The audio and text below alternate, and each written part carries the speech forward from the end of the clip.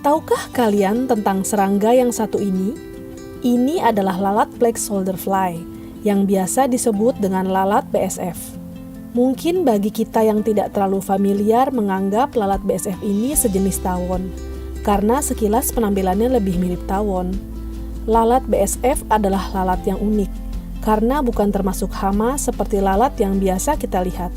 Justru sebaliknya, lalat BSF ini bisa dibudidayakan karena kaya nutrisi serta tidak membawa sumber penyakit seperti lalat hijau. Larva dari lalat BSF dikenal dengan nama maggot. Sebagian besar fase hidup maggot sebagai dekomposer atau pengurai, sehingga maggot dapat dijadikan solusi untuk mengurangi sampah organik. Maggot mampu mengonsumsi sampah organik dalam jumlah besar dan lebih cepat, karena dipengaruhi oleh bagian mulutnya dan enzim pencernaannya yang aktif.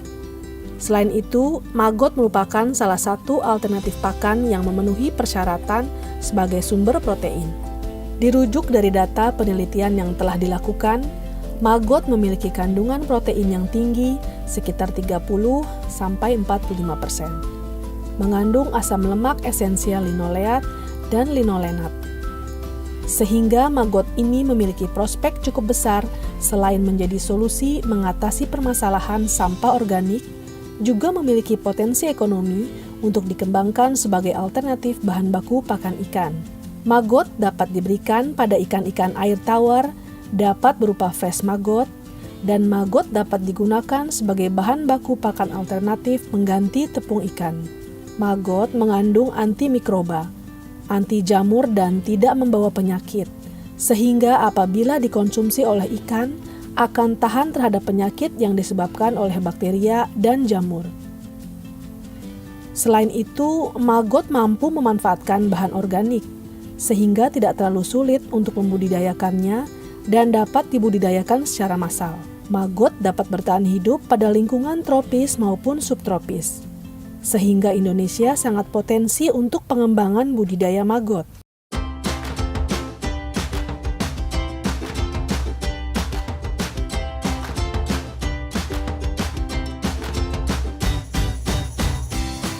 Budidaya maggot menjadi salah satu peluang usaha bagi yang ingin menekuninya.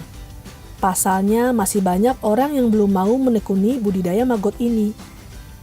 Dengan niat ibadah mengolah dan mengurangi sampah organik adalah Ari Romanov Rahman, sapaan akrabnya Ari, seorang anak muda berumur 33 tahun, lulusan sarjana teknik industri, dengan tidak ada pengalaman di dunia biologi, perikanan maupun peternakan. Nama saya Ari Romanov Rahman, saya ketua kelompok ternak dan maggot farming.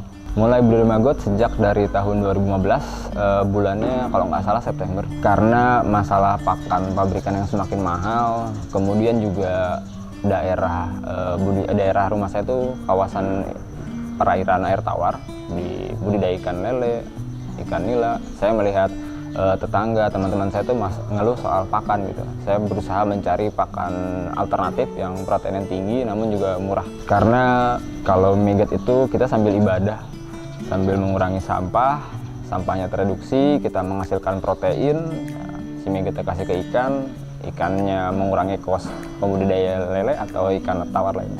Tantangan paling cemoohan ya, karena kita kolek sampah atau ngambilin sampah itu nggak mudah. Kemudian kalau kita menaikin skalanya, kita malah kesulitan buat sampahnya. Dulu kita mulai budidaya maggot itu di lahan 50 meter persegi dengan kapasitas produksi cuma 20 kiloan per seminggu itu. Nah, kemudian kita mulai melihat ada potensi besar di maggot ini.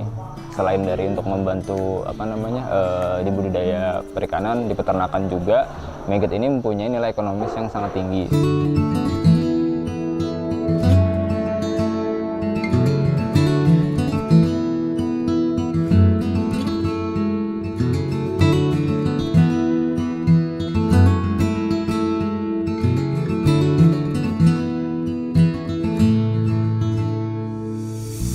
Sejak tahun 2015, mulai mencoba budidaya maggot dengan induk lalat BSF, awalnya dari tangkapan alam. perlu waktu 4 bulan untuk menetaskan telur BSF, hingga mengorbankan kamarnya untuk penetasan hingga menjadi larva BSF atau maggot. Dengan luas lahan hanya 50 meter persegi, dengan kapasitas produksi maggot hanya sekitar 20 kg dalam 1 minggu. Dari hasil awal yang diperolehnya, dirasakan potensi nilai ekonomi dari maggot untuk membantu para pembudidaya ikan dalam mengurangi biaya pakan ikan. Tahun 2016, mulai dikembangkan usaha budidaya maggot di Gunung Sindur, Kabupaten Bogor dengan luas lahan 200 meter persegi dan meningkat produksinya menjadi sekitar 100 kg per hari. Di tahun yang sama, membentuk kelompok ternak dan maggot bersama teman-temannya sebanyak 15 orang anak-anak muda. Keunggulan dari lalat BSF sangat dirasakan oleh kelompok dan maggot ternak. Merupakan lalat yang sangat friendly terhadap manusia karena tidak makan dan tidak menyebabkan penyakit seperti lalat-lalat hijau. Setiap lalat BSF betina dapat menghasilkan 400 hingga 800 butir telur BSF. Sehingga dapat dibayangkan banyak sekali dibutuhkan sampah organik sebagai media pemeliharaan larva BSF. Lalat BSF yang unggul biasanya pada tempat sampah yang menerapkan konsep 3R atau reduce, reuse, recycle. Pasti akan banyak ditemukan lalat BSF karena mereka mencium bau sampah untuk menitipkan telur dan menetaskan di sampah organik tersebut. Selama budidaya maggot, putaran uang sangat dirasakan oleh kelompok ternak dan maggot. Dengan biaya produksi berupa sampah organik dengan harga pokok produksi Rp3.800 per kilogram. Dihasilkan, fresh maggot dijual dengan harga Rp6.000 hingga Rp7.000 kilogram. Tahun 2020, kelompok ternak dan maggot mendapatkan bantuan dari Kementerian Kelautan dan Perikanan, antara lain bangunan untuk budidaya maggot, mesin cacah, mesin pengering pakan, mesin pres minyak, mesin penepung, kendaraan roda 3, serta perlengkapan untuk budidaya maggot. Perubahan sangat signifikan dirasakan oleh kelompok ternak dan maggot. Peningkatan produksi maggotnya menjadi 600 kg per hari dari awalnya hanya 100 kg per hari.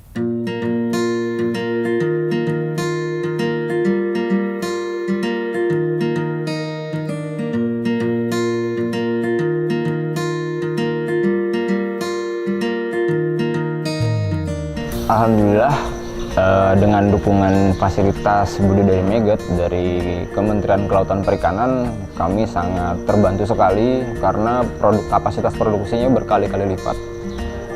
Produksi kami juga lebih stabil didukung dengan alat-alat yang diberikan oleh Kementerian Kelautan Perikanan.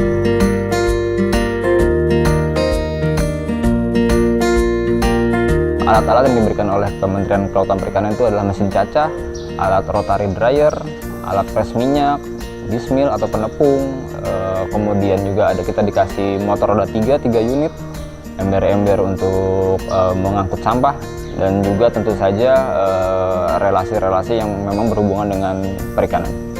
Keunggulan lalat black soldier fly ini, kalau boleh saya bilang, lalat ini sangat friendly, ya, sangat ramah terhadap manusia, dan juga tidak menyebarkan penyakit atau patogen karena dia memiliki mulut tapi tidak berfungsi, dan fasenya si lalat itu dia tidak makan.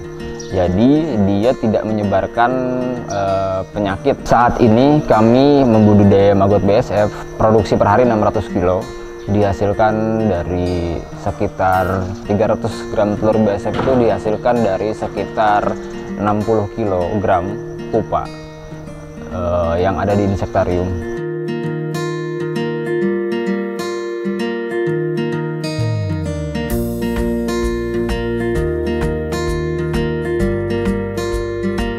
Kapasitas produksi kami di fasilitas Kementerian Kelautan Perikanan untuk budidaya maggot ini adalah 600 kilo per hari. 600 kilo per hari itu didapat dari 2,5 ton sampah organik per harinya. Kami mendapatkan sampah organik itu dari Jakarta Selatan. Alhamdulillah kami dibantu oleh teman-teman dari Kementerian Lingkungan Hidup juga. menyediakan sampahnya.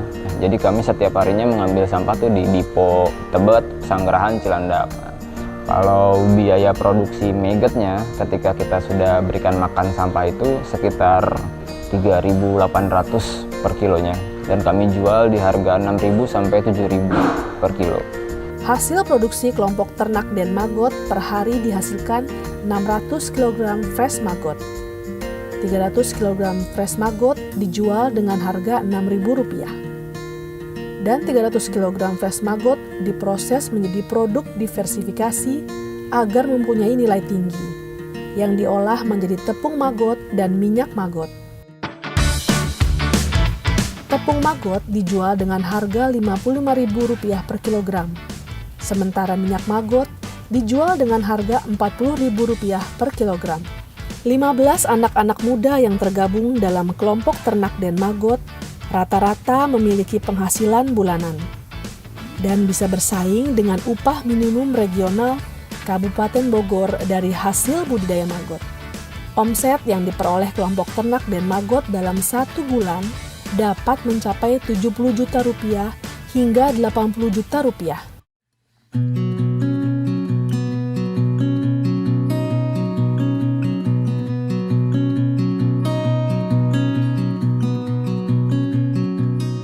Proses budidaya maggot ini dimulai dari insektarium atau kandang lalat. Kandang lalat itu terdiri dari 2 bagian, satu duck room, satu lagi mating area. Duck room berfungsi untuk menyimpan prepupa menjadi pupa dengan memperhatikan suhu dan kelembapan. Sedangkan mating area adalah tempat untuk kawinnya lalat jantan dan betina. Hal penting yang harus diperhatikan di insektarium adalah arah kandang lalat atau insektarium harus menghadap ke matahari pagi. Kemudian setelah lalat jantan dan betina kawin, lalat jantan mati, lalat betina bertahan 1 hari lagi untuk membuahi telurnya atau untuk bertelur. Kemudian lalat betina mati selang 4 jam. Nah, telur-telur tersebutlah yang akan kita panen dan kita tetaskan di nursery. Nursery itu adalah tempat untuk merawat telur yang sudah dipanen dari insektarium agar menetas sempurna menjadi baby larva.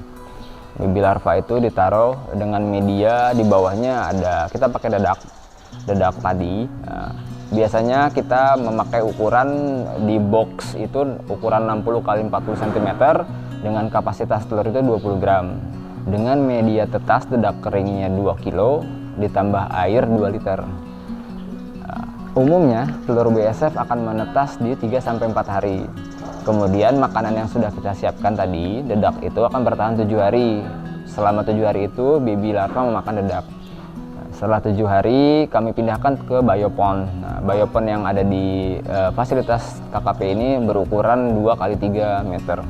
Setiap kapasitas biopon 2x3 meter itu diisi dengan sekitar 90 gram telur. 90 gram telur itu akan menghasilkan sekitar 180 kg maggot fresh di usia 15 hari. Dari 180 kg maggot itu membutuhkan sampah sekitar 1080 kg. Bisa bayangkan betapa hebatnya maggot untuk mengkonversi sampah, betapa banyaknya sampah yang dia makan padahal tubuhnya sangat kecil sekali.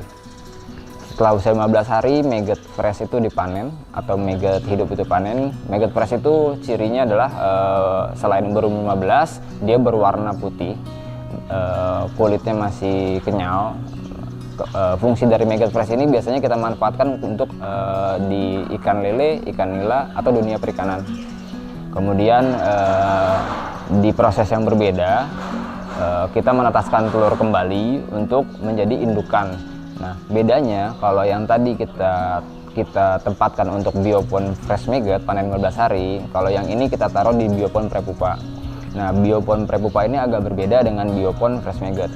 Biopon prepupa memiliki bidang sisi miring kiri kanannya dengan sudut kemiringan antara 35 sampai 45 derajat.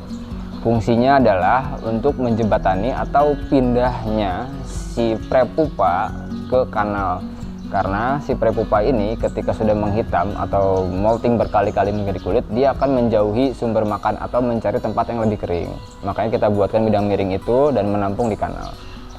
Setelah dari prepupa, kita pindahkan lagi, balik lagi ke darkroom yang tadi. Nah, di darkroom siklusnya seperti itu. Meskipun kita dengar budidaya maggot sangat menggelikan karena terlihat jorok, bermain dengan sampah organik, namun mampu menghasilkan omset hingga puluhan juta.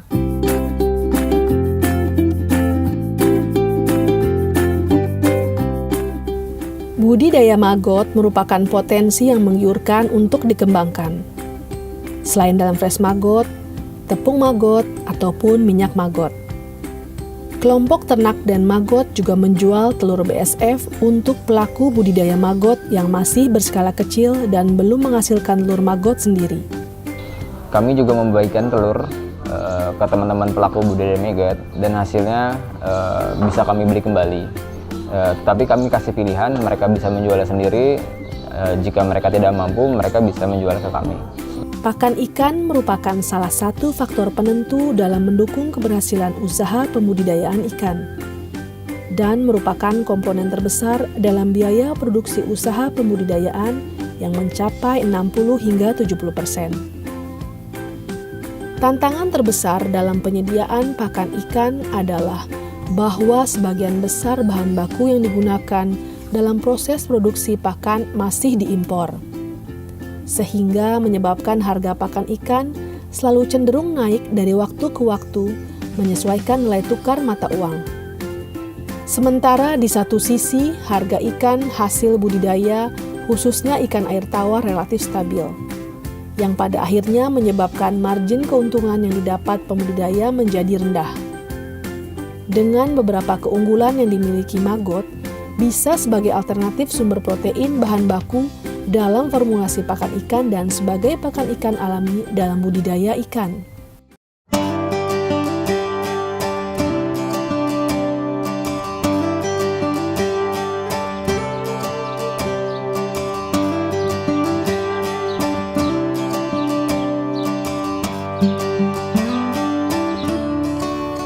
Geliat pembudidaya ikan untuk memproduksi pakan ikan secara mandiri semakin banyak. Banyak kelompok yang sukses berinovasi mengembangkan pakan ikan mandiri dengan hasil produksi yang terjaga kualitasnya. Selain itu, memberikan dampak bagi peningkatan pendapatan pembudidaya di sekitarnya.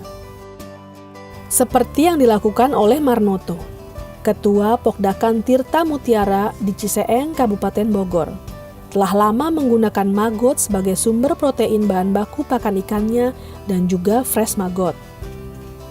Keuntungan yang dirasakan menggunakan pakan maggot sangat dirasakan pada segmen pembenihan. Angka kematian benih ikan lele apabila kondisi cuaca kurang baik bisa mencapai 50 hingga 80%. Sementara dengan pakan maggot akan meningkatkan daya tahan tubuh ikan sehingga mampu menekan angka kematian benih ikan. Selain itu, pertumbuhan benih ikan menjadi cepat dengan rata-rata pertumbuhan benih ikan yang relatif sama. Budidaya lele ini memang kita sangat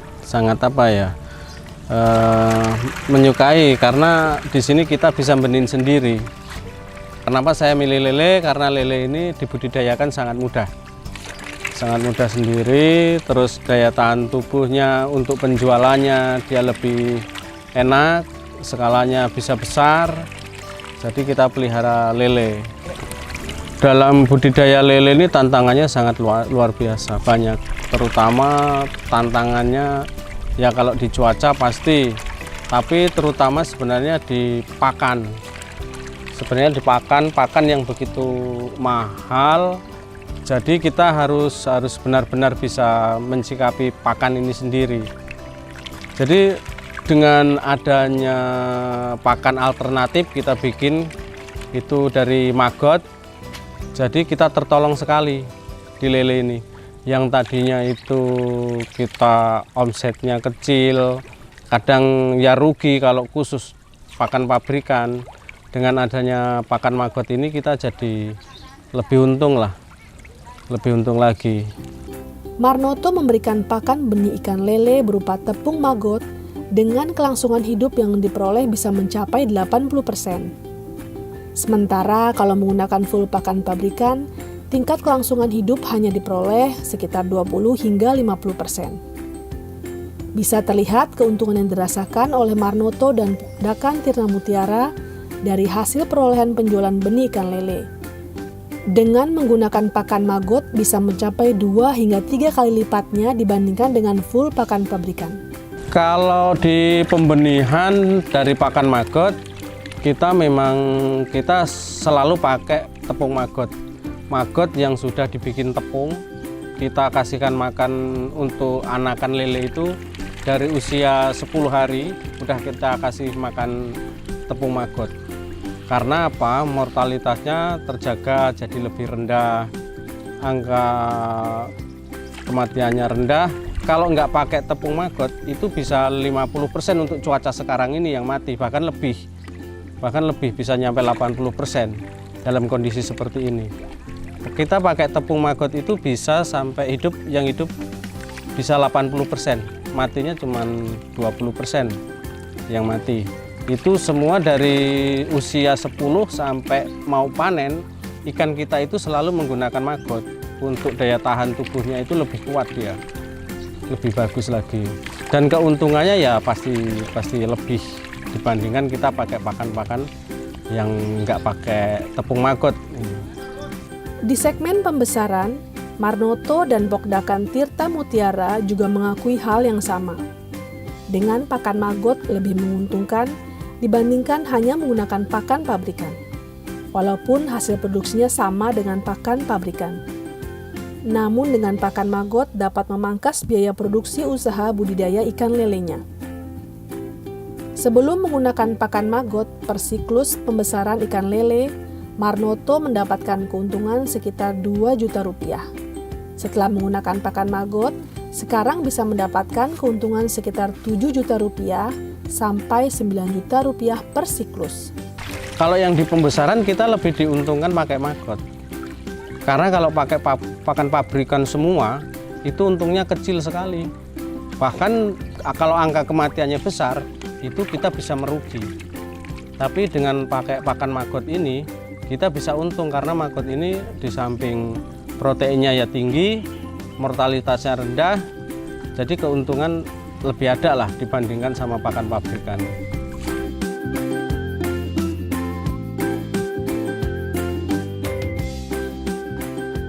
Kalau pakai maggot, dia cuma habis 1 ton 2 kintal, 1 ton sampai 1 ton 2 kintal. Terus untuk panennya, itu kalau pakan pabrikan bisa panen sekitar 1,7 ton. 1,7 ton ikan.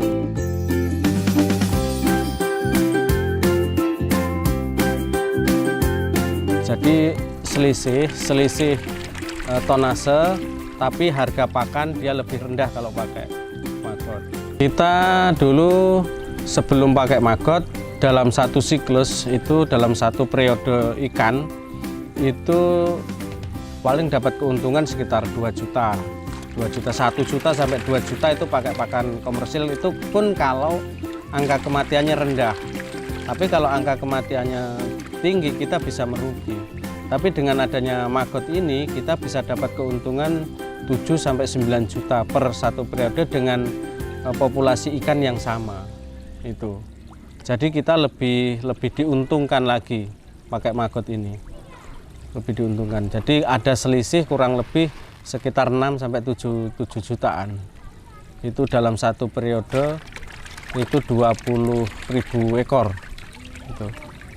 Tantangan dalam pembangunan perikanan budidaya salah satunya adalah ketersediaan pakan ikan dengan penyediaan bahan baku alternatif. Dengan demikian, maggot diharapkan bisa menjadi alternatif substitusi bahan baku pakan ikan sumber protein yang kita impor selama ini. Kementerian Kelautan dan Perikanan melalui Direktorat Jenderal Perikanan Budidaya akan terus melakukan pendampingan teknis melalui berbagai kegiatan, salah satunya juga dukungan bantuan sarana dan prasarana budidaya. Dalam rangka pengembangan maggot sebagai bahan pakan alami maupun bahan baku pakan mandiri akan terus digalakan oleh pemerintah.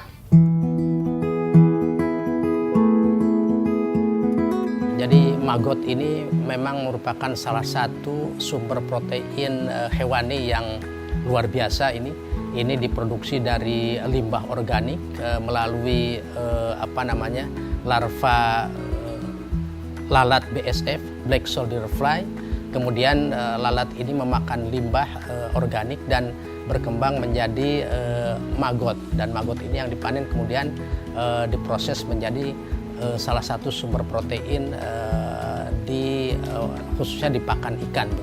Jadi pengembangan maggot ini dimulai pada tahun 2019 ini berkat inisiasi dari almarhum Pak Mimin Abdul Hamid, Direktur Pakan dan Obat Ikan pada saat itu, sehingga KKP melalui Direktorat Jenderal Perikanan Budidaya mengembangkan 3 tempat atau 3 lokasi untuk pengembangan budidaya maggot atau produksi maggot. Satu di Jepara, kemudian di Mandi Angin, dan satu lagi di Bogor. Di Bogor ini skalanya lebih massal begitu. Dan seperti kita ketahui bahwa memang dari sisi kandungan nutrisi, maggot ini mempunyai kandungan protein yang cukup tinggi, 40-50%, kemudian juga lemak cukup tinggi, antara 25-30%, dan ini maggot ini, khususnya tepung maggot ini bisa dimanfaatkan sebagai bahan baku pakan, setidaknya bisa mereplace atau menggantikan 30% dari tepung ikan, sehingga ini cukup signifikan dalam penyusunan atau produksi pakan ikan, khususnya pakan ikan mandiri begitu. Tepung maggot ini karena bisa diproduksi secara kontinu, tidak perlu diimpor begitu seperti tepung ikan. Sekarang sebagian besar diimpor untuk menjadi bahan baku pakan, sehingga diharapkan nanti dengan bisa diproduksi sendiri di dalam negeri, ini bisa tentunya harganya akan bisa lebih murah, dan juga ini tentunya bisa mengurangi biaya produksi pembuatan pakan, sehingga pakan yang diproduksi dengan bahan baku maggot ini kedepannya diharapkan bisa harganya lebih terjangkau, lebih efisien.